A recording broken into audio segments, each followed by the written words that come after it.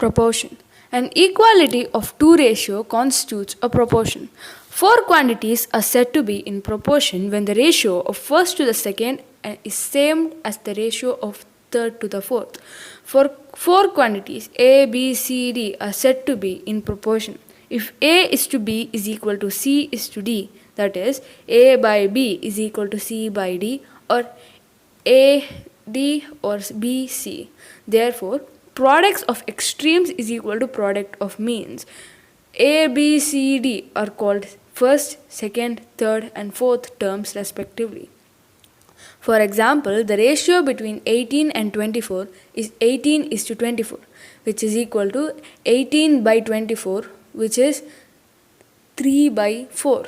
And the ratio between 21 and 28 is 21 is to 28, which is equal to 21 by 28, which is equal to 3 by 4. Since the two ratios 18 is to 24 and 28 is 21 is to 28 are same, so the 18, 24, 21 and 28 are proportional numbers. We write 18 is to 24 is equal to 21 is to 28, or 18 is to 24 is double colon 21 is to 28. The double colon is used in the place of sign of equality. First and the fourth terms are called extremes or extreme terms. Second and the third term are called means or middle terms. The fourth term is also called the fourth proportional of the first and the second and the third terms. Thus we can write A is to B is equal to C is to D as A is to B double colon C is to D. Continued proportion. Three quantities A, B and C of the same kind in the units are said to be continued proportion. If the ratio of first to the second is same as the ratio of the second to the third, that is A, B, C are in continued proportion. If A is to B double colon B is to D, C, which is equal to A by B is equal to B by C. AC is equal to B square. B is equal to square root AC. The term B is called the mean proportion between A and C. A is the first proportion and C is the third proportion. Hence, the mean proportion between A and C is square root AC. Direct and inverse proportion. Two values are said to be in direct and that an increase or decrease in one result causes an increase and decrease in another. Directly proportional, one amount increases, another amount increases at the same rate. The symbol of directly proportional is, for example, how much you earn is directly proportional to how many hours you work. Work more hours, get more money is in direct proportion. This can be written in earning hours work. If you work for 1 hour and you get 40 rupees, and if you work for 2 hours, you get 80 rupees, etc. And earning is equal to 40 directly proportional hours work. Constant of proportion is 40. Inverse proportion or indirect proportion. One's amount increases and amount decreases at the same time and vice versa. For example, suppose you want to spend exactly 168 on chocolates and you buy for each friend.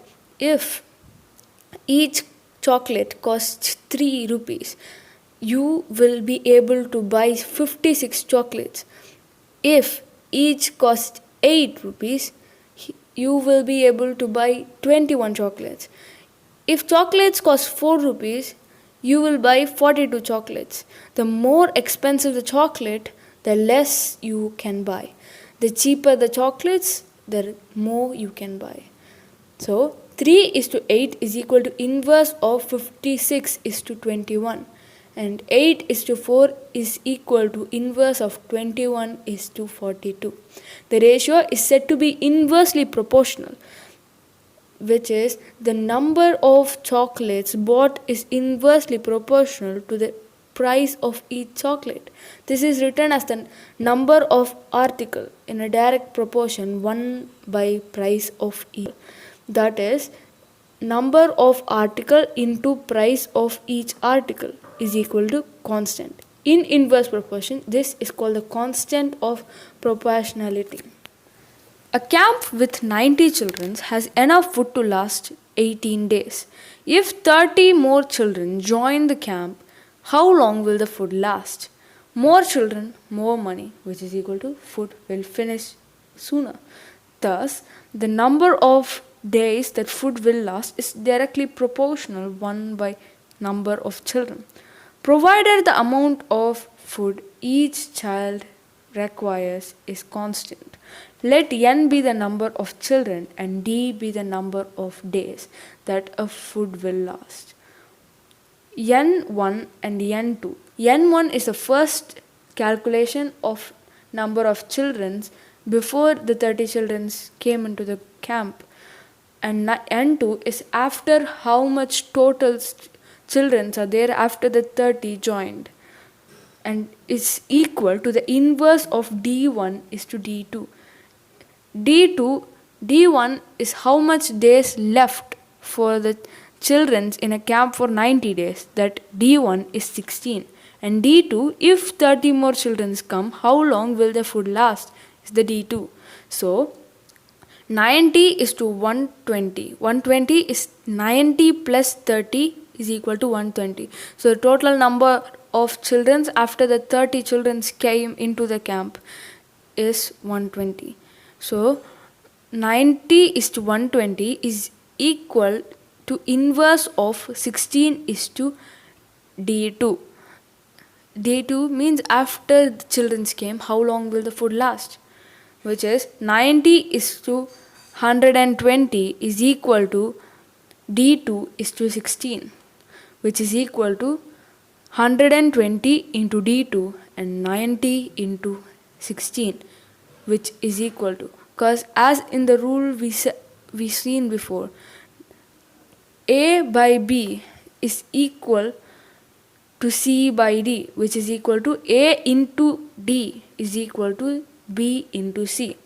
So when I reciprocal the numbers, we get 120 into D2 and is equal to 90 into 16, which is equal to D2 is equal to 90 into 16 by 120, which is equal to 12. Thus, with 120 children in camp, the food will last for 12 days only.